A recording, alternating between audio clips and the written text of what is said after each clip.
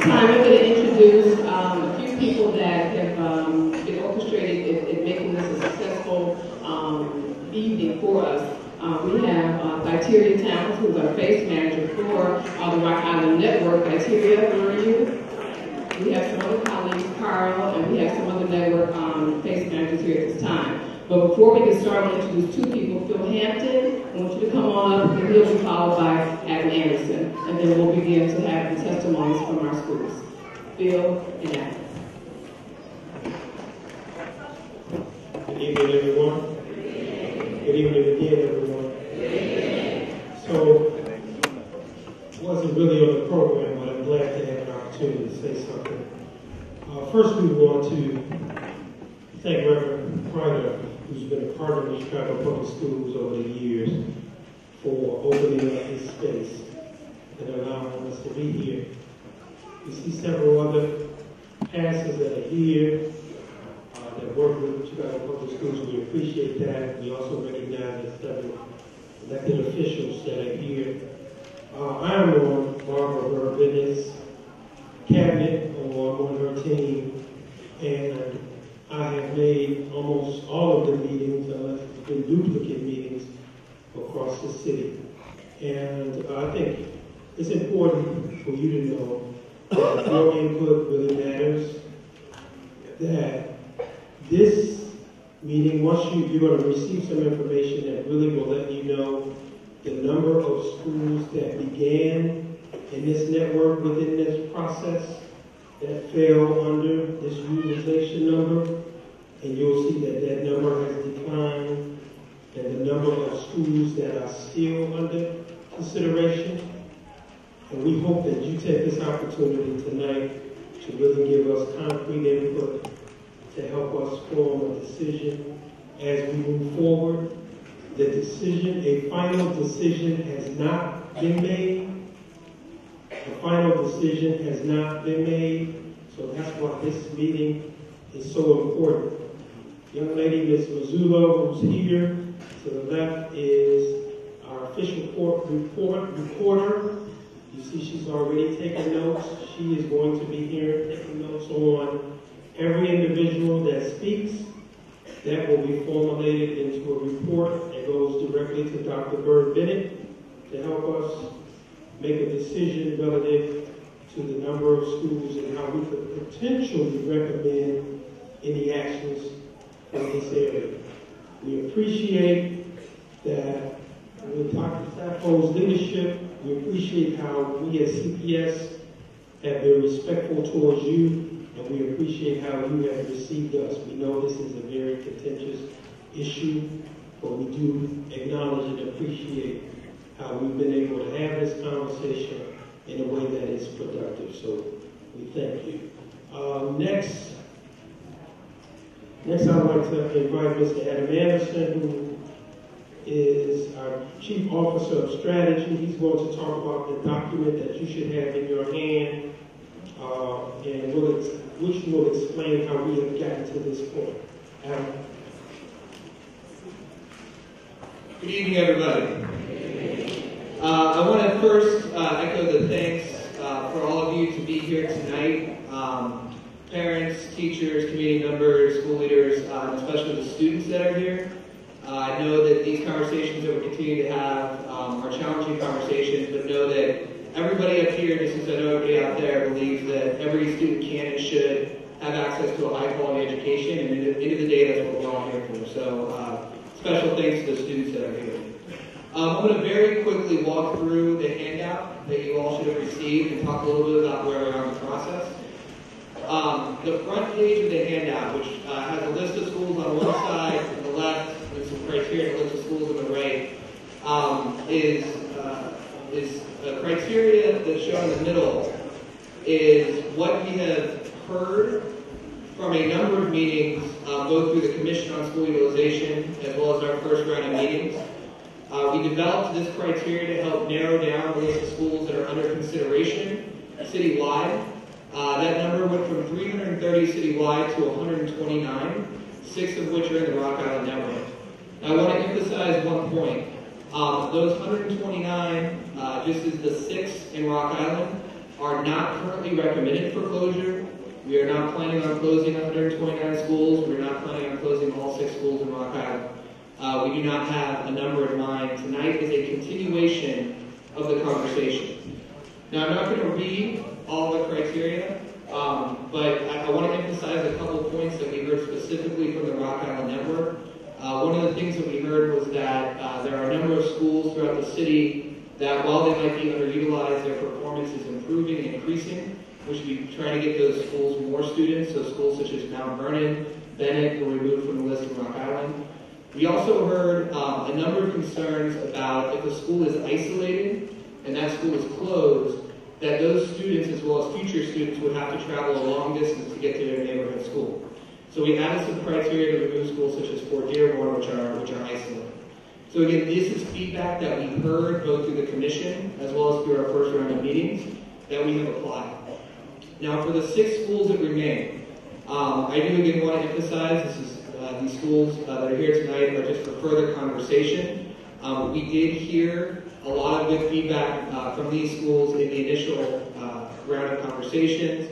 Langston Hughes being in a new building. My team has walked each of these 6 schools along with Dr. Saffold and out. So we have gone out and seen what is happening in the buildings on the ground so that we have a better understanding of what's happening. So tonight is not about a rehash of what we heard in the first meeting. If you look on the back of the page, there's a set of questions that have been outlined specifically by Dr. Burnett that she would like to hear from schools on. So this is intended to advance the conversation, to start to understand more about where your schools are and where your schools are going. And I do, of course, want to emphasize the final question, which, even though these questions are what Dr. CEO Burt Bennett has asked, we, of course, want to also hear anything else, as the last question states, about your school that you think is important to share. So again, I thank you for giving me the chance to share this information with you tonight. Please know that we are listening. I look forward to hearing from each and every school. At this point in time, I'll turn it over to Dr. Saffold to facilitate conversations. Thank you.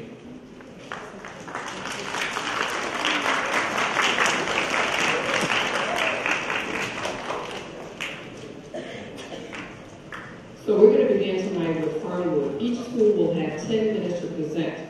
Each school will have 10 minutes. If you have documentations, please make sure you give it to the full reporter and say your first and last name, because she is recording everything that is taking place this evening. So at this time, I'd like to invite Fernwood up to the front. Do know that we have elected officials here that I'd like to acknowledge.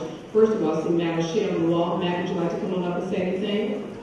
Okay, and then we have Carrie Austin, who just came through the door, and we're happy that she's here this evening. Carrie Austin, would you like to come on up at this time? Let you take the coat off. And I'm happy she's here. She served the loss this weekend in her family, and she's still here. She's a survivor, so I do appreciate her being here. Carter, would you come on up and get a symbol while Alderman Austin is coming up? Okay, come on up forward. Stretch it all the way across the front.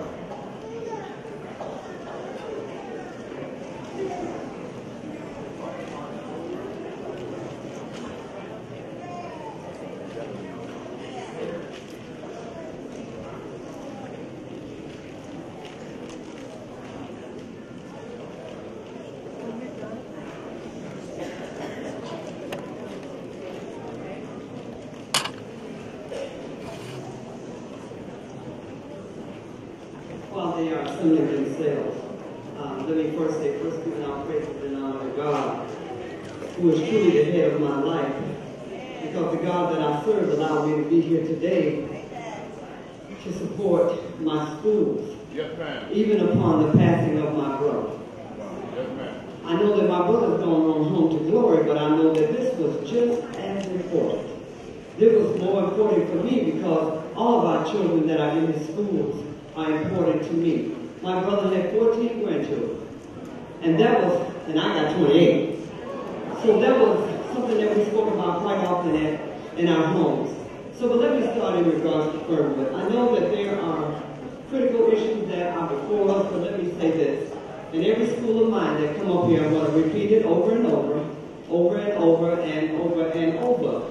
there will be no closing of any schools in 34. Yes, ma'am.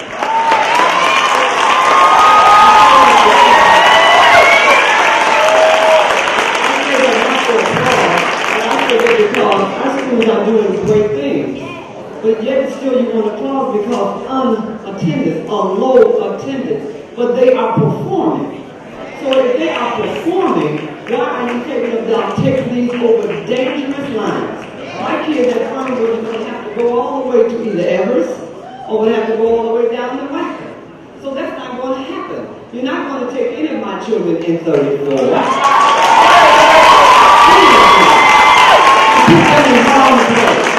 You can't get at any school of mine. They're all community schools. So you would take my children and put them in harm's way no matter where you send them. You would send them across the lines, you would send them across expressways. It wouldn't make any difference where you send my children because they're so far in between and entrenched in communities, there's nowhere else for them to go. But the schools that are performing at a level 3, at a level 2, at a level 1, they are performing. Whatever the level, they're striving to become level 2. They're striving to become level 1. So if my children are striving to become number 1, why would you say that we will allow and put another detriment to you, the children? Now every kid that come up here, I'm not going to say the same thing over, but when you see me stand up, you know I'm talking about the same thing over and over and over. Now, I can say that I've never in my life, except for one time that I do recall, been in a picket line, but I guarantee you I'll be in this one.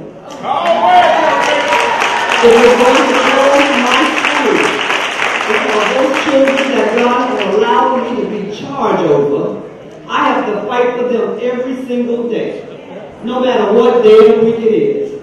For the children that are trying and doing their best, we have schools that are doing outstanding, but they're not at the level that CPS wished them to be. So we're going to move them out of their comfort zone of being where they are to a zone that they know nothing about.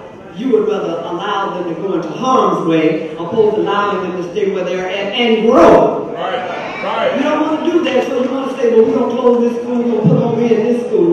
And how do you know that it won't go down? But while they're striving to become number 1, let's keep them number 1.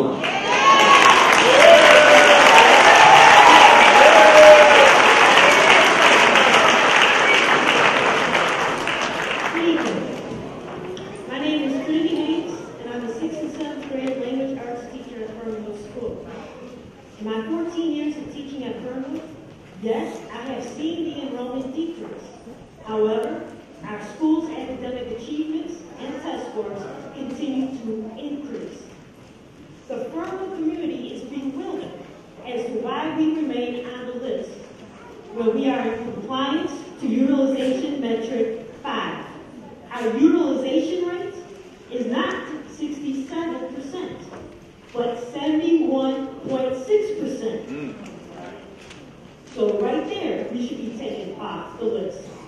Next, take a look at metric 7B1. Fernwood has an enrollment of 322 students on the 20th day of school, above the necessary 300 students. Next, metric 7B2. Fernwood's performance level for the 2011-2012 school year was higher than the 2010-2011 school year. Fernwood had a 19% performance level increase, which raised Fernwood from a level 3 school to a level 2 school in good standing. Next, if you look at metric 7B3, Fernwood's ISAC composite exceeds the trend value that indicates an increase in student proficiency.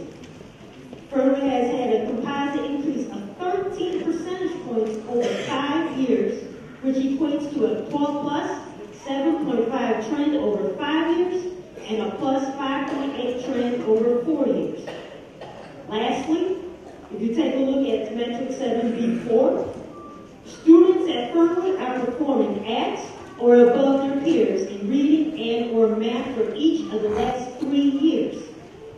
When you look at Fernwood's scores compared to the district, Fernwood is actually performing better than the district's average. In the last 3 years, Fernwood has outperformed the district in reading 2 out out of the last 3 years. In math, Fernwood has outperformed the district the last 3 years. That places us in compliance for metric 7B4.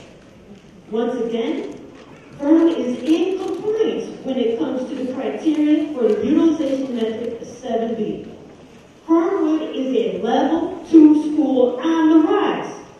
Why stop Fernwood's progress now?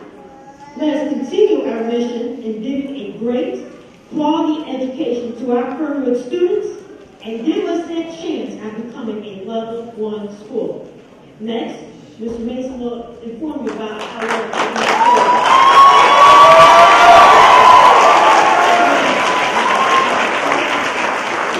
Fernwood, and we are on the rise. We have been building partnerships in our community, partnerships with Paul Hall, Safe Haven, Aerial Capital Management, Fernwood Church, and we have to speak with us from the Croc Center, Dr. McNeil. Because of this, our attendance rate has been over 96% for the last 3 years. At Fernwood, our students are safe. They are cared for, and they are pushed to succeed. For our community, our city, and our nation, Fernwood must be kept open, and Fernwood must rise. Games don't start in our high schools. The meeting that we saw at Forest City, that doesn't just happen in high school. It happens in grammar school. 48% of our instructional team is male. We have discipline at Fernwood. In 2 years, we have not had one out-of-school suspension. In 2 years, we haven't had one out-of-school suspension. In 2011, 48.27% of our grads were selectively enrolled in high school. In 2012, we had 51.27% of our 8th graders in selective enrollment high schools. Whitney, Young, Walker, Paper, Simeon. This is a few. Fernwood has accepted the challenge and continues to rise above our peers. We have accepted our administration's challenge to not just make good test takers. We're not just making good test takers. We are making lifelong learners. And as a result, we have the 3rd highest overall ISAC growth within our network. Our students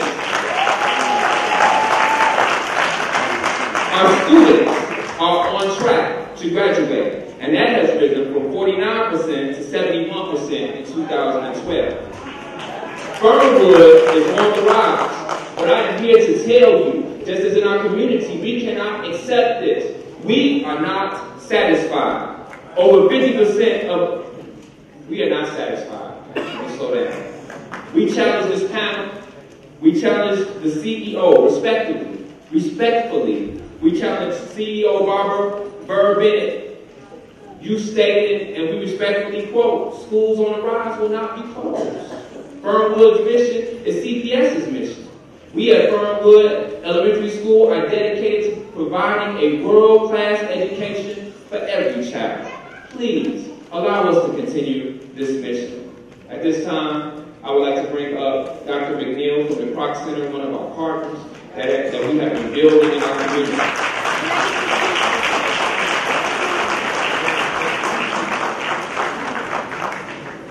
Good evening to everyone. My name is Dr. Kimberly McNeil, and I am the partners. We're one of the partners for the Salvation Army, Ray Jones Park Community Center. As a former principal of Chicago Public Schools, I was a part of this area at one time, and I have seen the progress of Fernwood over many years. And in addition to that, I spoke with Mr.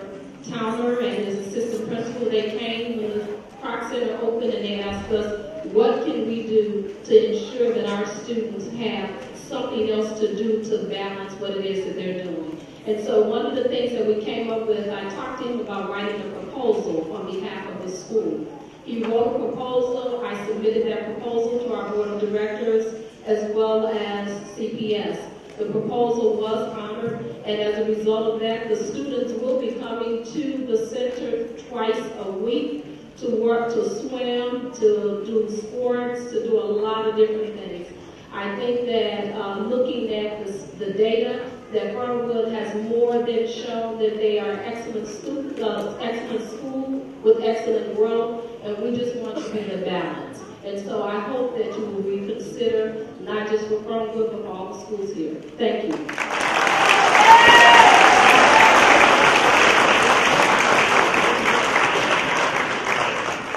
Good evening, my name is Diane Archer. I attended Fernwood, graduated class of '86.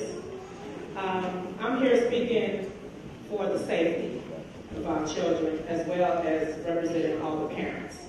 I have four kids that went to Fernwood.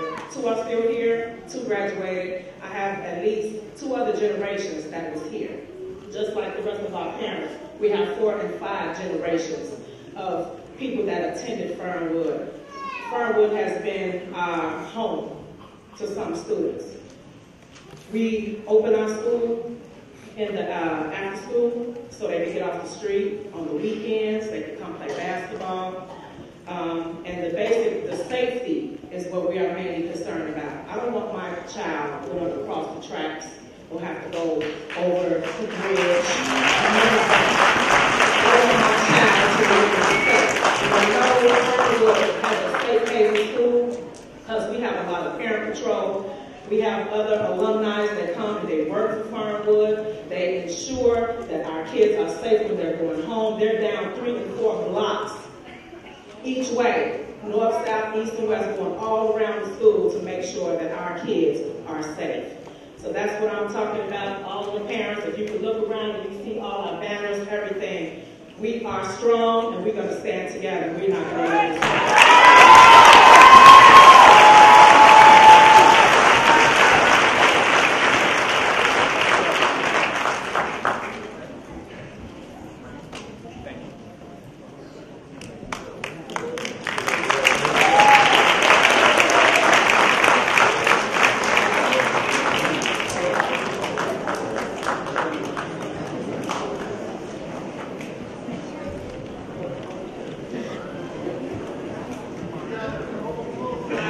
Thank you, Fernwood. At this time, please come on up, Garvey, Marcus Garvey.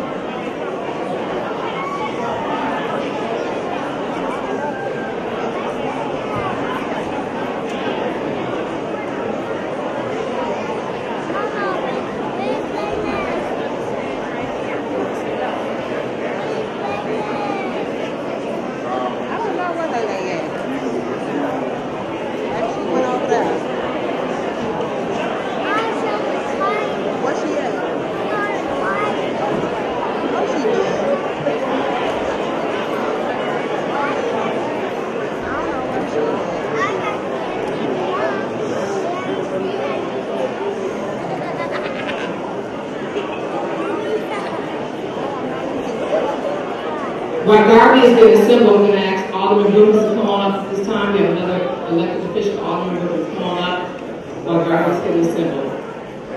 Either get on the bus or get under the bus. Just speak. You get on the bus, you get under the bus.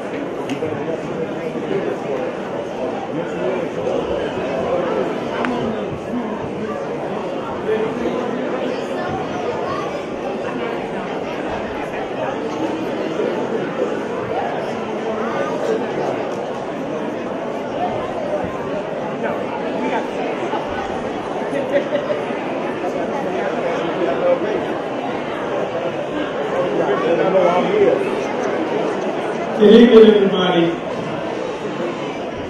I appreciate each and every one of you all coming out tonight.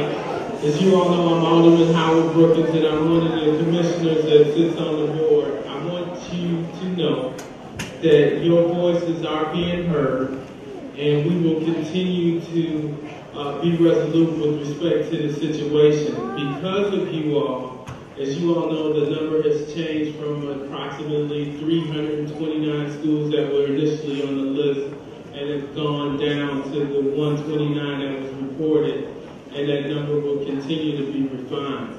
And so this is an important part. This is not a dog and pony show.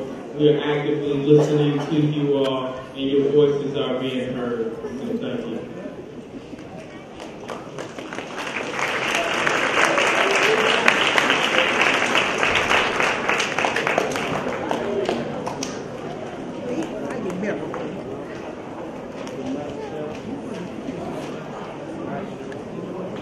Good evening. My name is Joy Price Lewis. I'm a teacher at Marcus Garden School.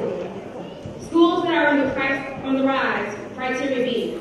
Any schools that are sustainable and improving performance, these schools meet all of the following. Criteria 1, greater than or equal to 300 students enrolled 200 days of school. Marcus Garden School meets this criteria for more than 300 students enrolled on a 20-day school. From August 13th through September 25th, our enrollment increased by 57 students. Criteria number 2, staying on high performance level for the 2011-2012 school year. Although Marcus Garden does not have the same high performance for the 2011-2012 school year, we do have it for the 2010 and 2011 school year. You can see from the Chicago Public Schools overtime probation report, this is the first time occurrence. Marcus Garvey is a first-year probation school, and we have not been on probation since the school year of 1996 to 1997.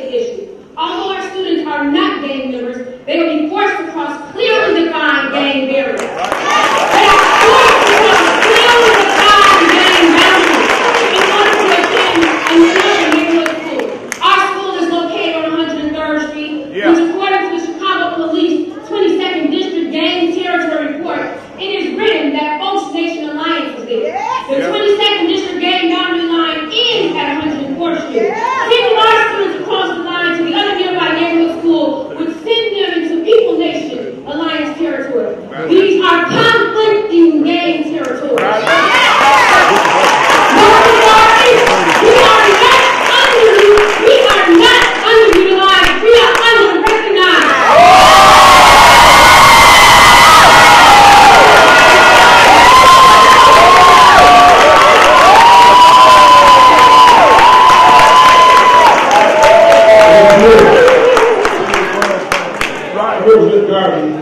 as not just a concerned parent, but as a dad who's had kids that graduated from Garvey, top honors, went on from grade school to high school, high academics, and now are about to graduate from college with high honors. So we talk about education. Let's talk about education. First of all, that's not a thing that you take lightly. That's something that you take as a treasure. Because the more you learn, the more you can put yourself out there and be competitive as a world nation, not just as around the neighborhood. You will be able to do what you need to do and show that Illinois education in Illinois is top priority for our children. That's what it's about. Now I just want to touch something right quick. None of us support it, but I will stand with Garvey. And I have to stand for with you to make sure all our children get the top education that they deserve. This is what it's about. Not turning things around and saying, well, I'm going to put you over here. But it's not about the games. It's about your safety. As parents, we care about where our children go all the time. I don't want children to go, any of my children from Garvey, or thrown in, for that matter, going anywhere, and they're in harm's way. You will put yourself in harm's way. That's what I have to say.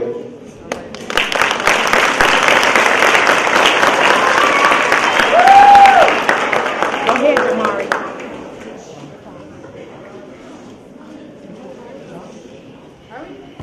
Good evening. My name is DeMar. I'm an 8th grade student from Marcus Garvey School. Before I came to the school, I attended school in a neighborhood that had gang members hanging around the school area. And when I was only 10 years old, I was shot in the leg on my way home from school. I can't quite describe what it feels like to be shot other than I was in shock and in a lot of pain. You can see right through my leg where the bullet hole went in and out. Because of what happened to me, I was afraid to go back to school. My mother was afraid for my safety and transferred me to Marcus Garvey in 2010, hoping for a better education and not living in fear while doing so. I can walk to school and from school with my younger siblings without fear of being hurt. I feel safer than ever.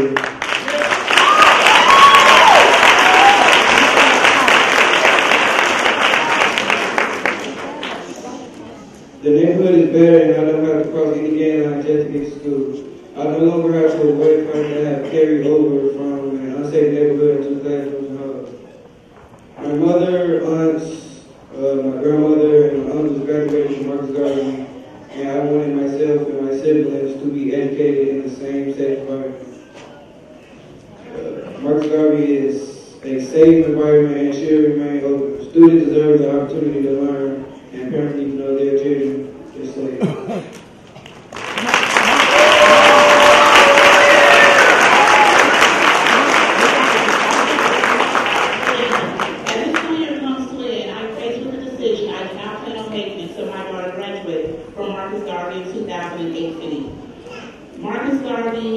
Currently, my daughter walks 3 blocks to school before she reaches the playground where staff are waiting for her. Moving her to another school will cause her to walk a longer distance, and instead of being on the main street, she will walk on them side streets. As a parent, I am concerned with her safety. The violence in Chicago is on the rise. The violence is not only taking the lives of gang members, but it's taking the lives of innocent children who are where they're supposed to be and doing what their parents gave them permission to do. My dear Penalty's death was the closest gang violence that reached my family. My son had a few classes with her and said class has not been the same since she's been gone. Some of the remaining schools will cause my daughter to walk through gang territory. I have been able to make relationships with community members who watch out for my daughter and my son as they walk home from school. If my child is not home past a certain point by a certain time, I'm receiving a call asking where are they, did they get picked up. I'm asking you to please not close Marcus Garvey. My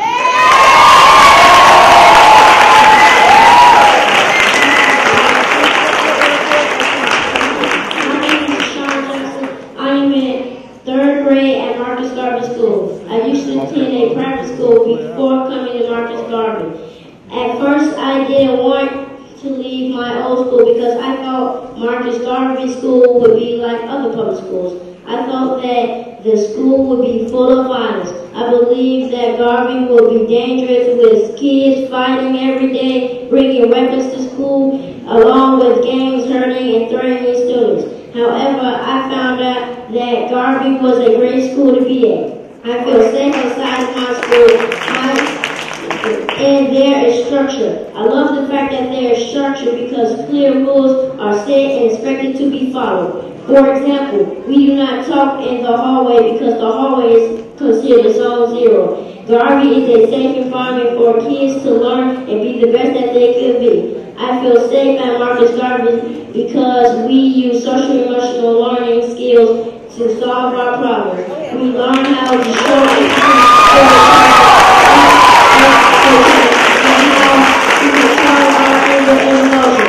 I love the SEL program at our school. We go to a peace center to discuss problems and follow problem-solving steps that help us to pick the best solutions for our problems.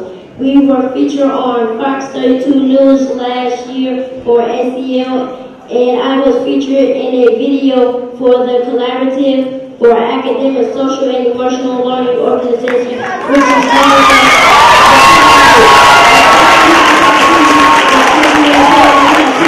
to improve my academic and social skills. My school deserves to stay open because we have a great community in its school.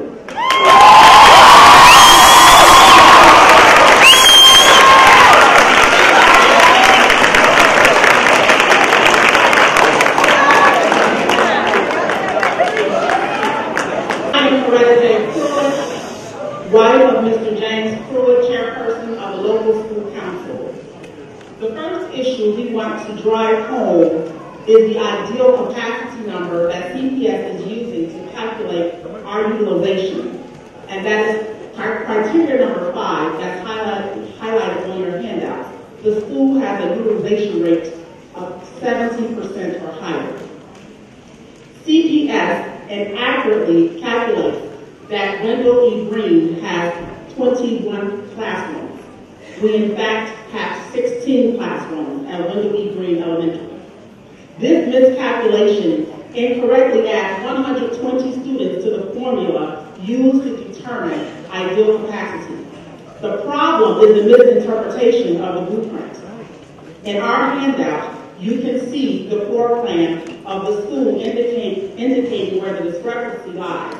Ms. Ashley Richardson from the Portfolio Office and Ms. Towns from Family and Community Engagement visited Wendell Green and conducted a walkthrough in which they can validate there were no walls present where the pink lines are highlighted.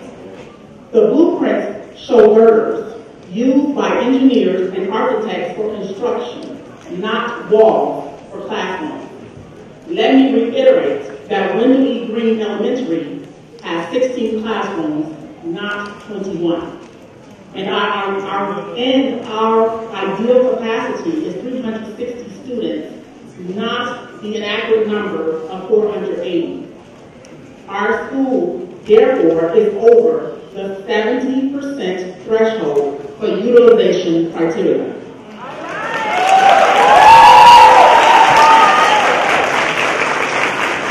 Thankfully, you are having community meetings to uncover information that is unknown or inaccurate, excuse me. Now let's do the right thing with this information that you have obtained. Take us, Wendell E. Green Elementary, off your list.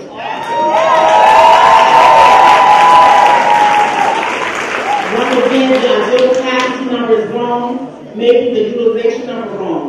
The CPS portfolio representative and PACE representative on the walkthrough can confirm this factual. Surely you wouldn't want to bear false witness against this finding. Again, let me say, take Wendell E. Green Elementary off the list and immediately amend our ideal capacity number so we don't need to address this issue on an annual basis. Take Wendell E. Green off the list. You recognize this error, correct it, and once again, take Wendell E. Green Elementary off the list. Thank you.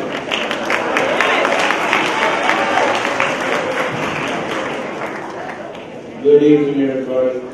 Hello, my name is Zachary Love. CPS states that its goal is to ensure that all students are able to get to school and be at school safely. Let's talk about the route I would have to take to travel if you close my school. Look at the map on the gang territories in your PowerPoint. Our school is totally surrounded by opposing gangs. Although I'm not in a gang, other gangs just don't care. They associate me with the neighborhood I live in. Therefore, I'm always a target. The neighborhood of Green, Wacker, and Fort Dearborn schools have been battling for over 35 years with documented acts of shootings and violence. We've had basketball games canceled 3 weeks ago because of specific threats of shooting. A month ago, students from the charter school stopped me and another student, asked what gang we were in, then violently beat us up. Why send the lamb into the lion's den when you already know what's going to happen to us? Specifically, the black boys in our city. Hear my cry. Take us off the list. Don't send me into harm's way. Take us off the list.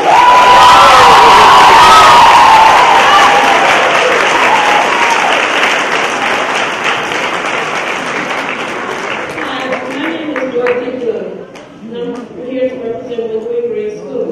I know you have heard the community's cry regarding safety, but my personal testimony is that my oldest son and his best friend were both shot at.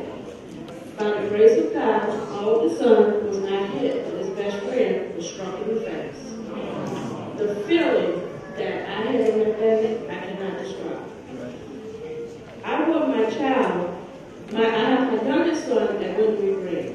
I want him to be a name and not a number. At Green, the children feel safe. Gangbangers do not approach them at Woodbury Green.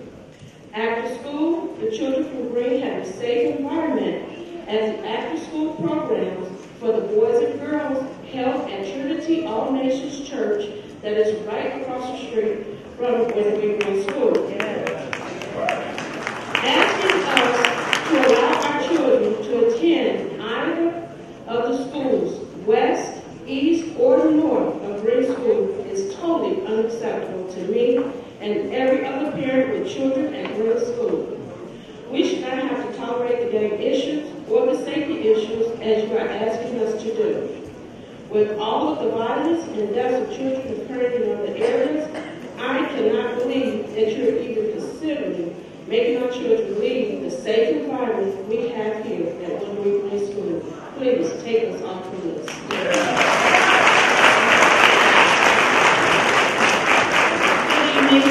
My name is Tammy Taylor. CEO Barbara Burbank and CPS have stated on numerous occasions that students will be given options to enroll in higher-performing schools. It has also been mentioned several times that students will not move from a higher-performing school to a lower-performing school. But what schools will the children from Green attend since there are no high-performing schools in our neighborhood? Green Elementary was a level 1 school last year. We're now literally 1 point away from being a level school. Level 1 school. We are not on probation. The school to our south is a level 3 school, 22 points away from level 1 status. The school to our east in rival gang territory is level 2 school, 20 points away from level 1 status, and Royal ISAC composite in Green.